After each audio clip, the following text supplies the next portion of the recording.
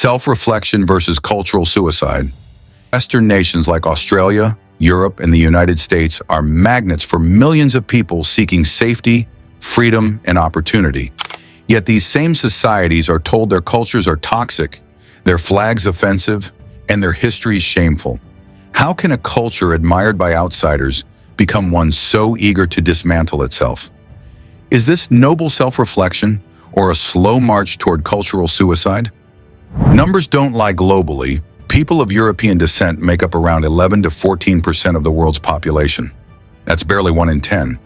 And yet, Western nations account for a disproportionate share of global wealth, influence, and technological innovation. These countries offer freedoms that much of the world still struggles to achieve: free speech, gender equality, religious liberty. So here's the paradox. The very societies that outsiders admire and flock to are the same ones being condemned as oppressive and shameful, admired globally, condemned internally. The immigrant paradox: millions flee war-torn or authoritarian states every year to embrace Western freedoms. They come for education, healthcare, security, and stability. But many still carry cultural values that directly clash with the liberal democracies they move into. Some push for religious laws to replace secular ones. Others resist integration, forming cultural enclaves. It begs the question, why flee a broken system only to rebuild it in the very country that offered you an escape? Gratitude versus cultural importation. That is the immigrant paradox. Symbols and selective outrage.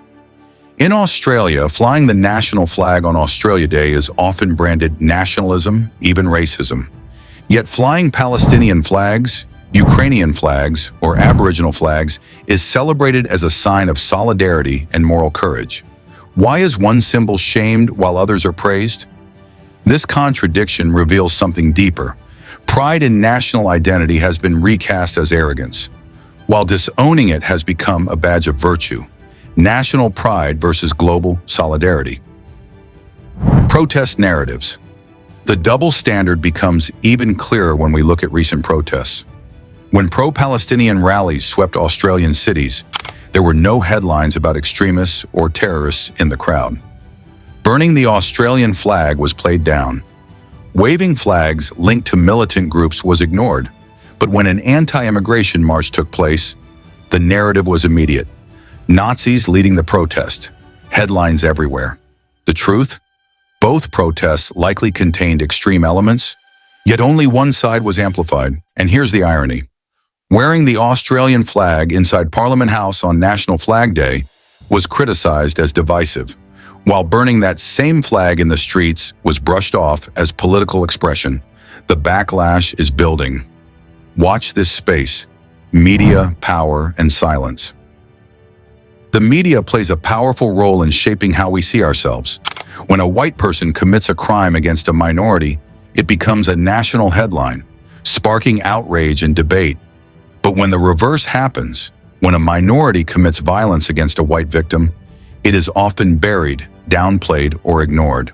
This isn't balance, it's selective storytelling. The result? A narrative where one group's guilt is amplified, while another group's responsibility is muted. Protecting minority voices versus silencing inconvenient truths. Religion and freedom. Western societies were built on the principle of freedom of religion. Believe what you want, worship how you like. But tolerance has its limits. What happens when a belief system allowed into an open society ultimately seeks to restrict the freedoms of others? Should we defend pluralism at all costs, even if it one day destroys the very freedom that allowed it in? Pluralism versus preservation. The fine line self-reflection is healthy. It allows cultures to grow, adapt, and make amends for past wrongs. But when self-reflection turns into self-destruction, a society risks erasing the very values that made it strong in the first place. The immigrant paradox makes this crystal clear. People admire the results of Western culture, its freedoms, its prosperity, its stability, but they don't always value the ingredients that created it.